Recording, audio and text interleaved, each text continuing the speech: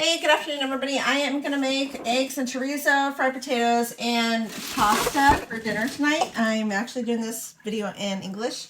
Most of my videos have been in Spanish, so I'm going to do this one in English. I'm going to see if I can try to put a Spanish subtitle at the bottom for those that don't understand English, but let's do this.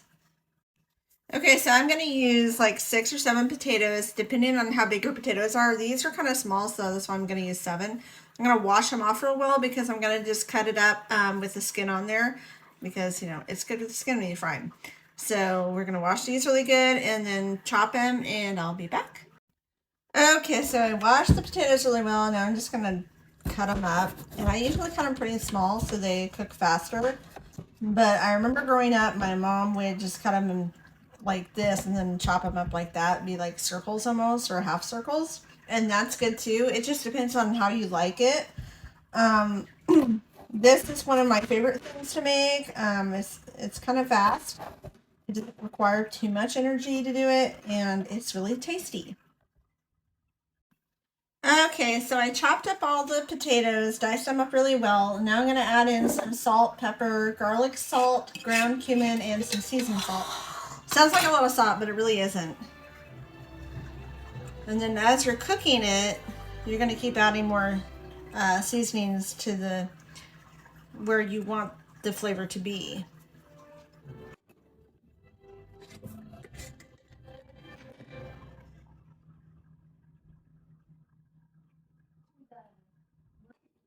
And I'm sorry if you hear people in the background. I do have kids that are kind of annoying.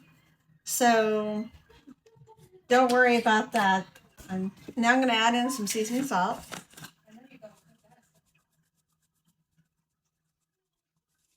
There we go. And a little bit of cumin.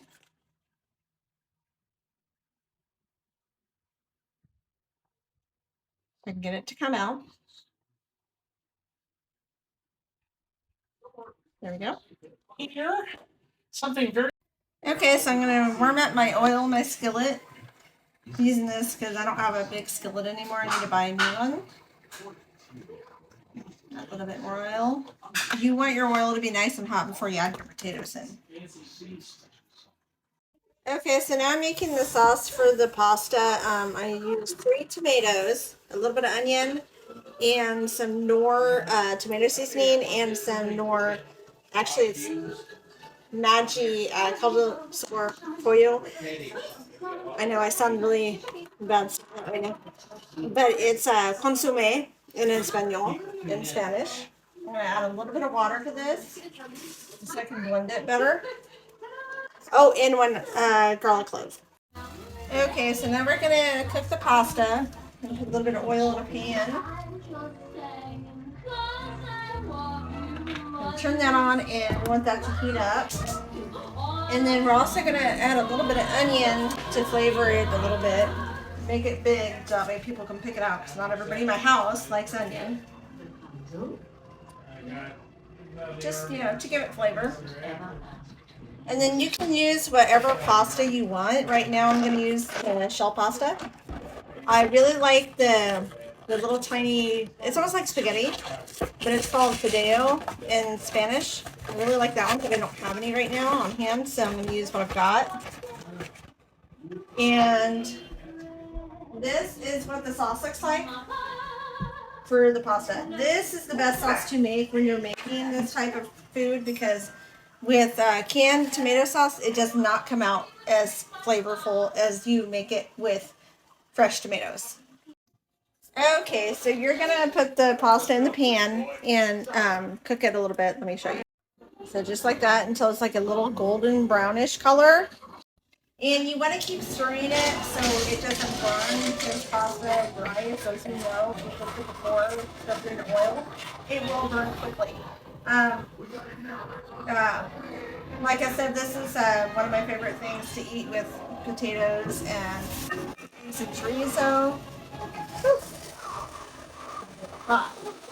You always want to watch your potatoes. Make sure you stir them so you don't burn them. And when you see we're starting to cook more, enough where you can take a bite and see if it needs more seasoning, go ahead and do so. Okay, so I just tried the potatoes. I'm gonna add some more seasoning to it. Not quite where I want it to be.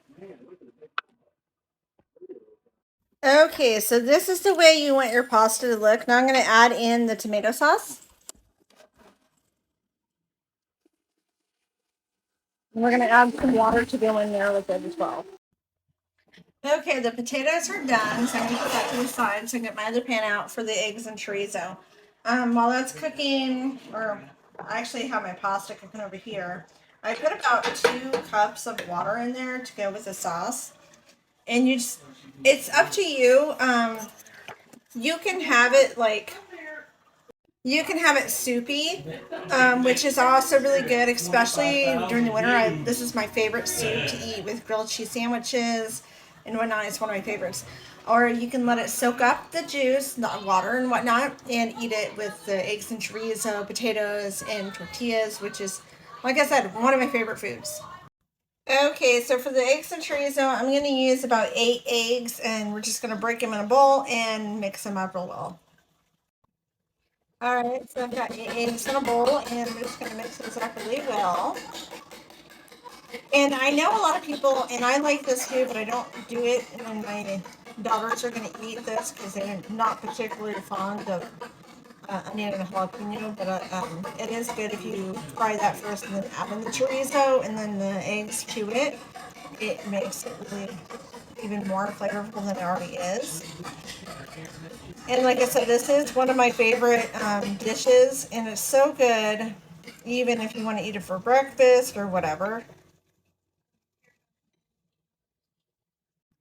Okay, and I'm using cacique pork chorizo, which is my favorite. I also really like Supremo, but it's kind of more expensive. This is a lot cheaper. It's only like 2 something a thing of it. Beef chorizo is okay, but I really prefer pork over beef. I'm gonna put the whole thing in there. And we're gonna start frying it. Okay, so this is frying, and it does tend to spit at you a lot. So if you're not big on frying things, you might want to get a splatter guard and put it on top. That usually helps. But chorizo has a lot of oil in it, so you don't need too much oil in your pan when you're cooking chorizo. And then on the pasta, you just want to wait till your pasta is cooked all the way through, then you can turn it off, and it should go ahead and soak up the rest of that water. Okay, so this is kind of what your chorizo looks like. It still needs to cook some more. I'm not going to put my eggs in there just yet. I want it to be a little bit more cooked, a little bit crispier.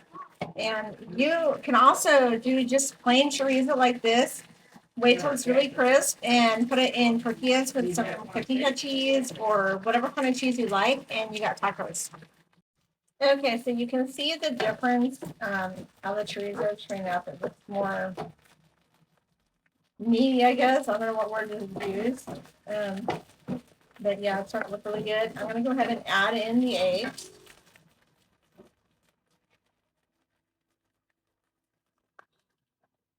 And we're going to turn down the burner a little bit so it doesn't cook too quickly. And you're just going to keep on cooking it and stirring while you're cooking it to where it gets as done as you want it to get done. Alright, now I'm just going to warm up some tortillas on the stove. You can eat flour, corn tortillas with this. It doesn't really matter, whatever you like warm. I like both. It just depends on what I'm in the mood for. Right now I'm in the mood for corn. And it tastes much better when you warm it up on the stove. Okay, so everything's done. And I put some lime mayonnaise, which is so good with this. I'm going to put some eggs and chorizo, potatoes, and some queso fresco on my tortilla. And let's try it.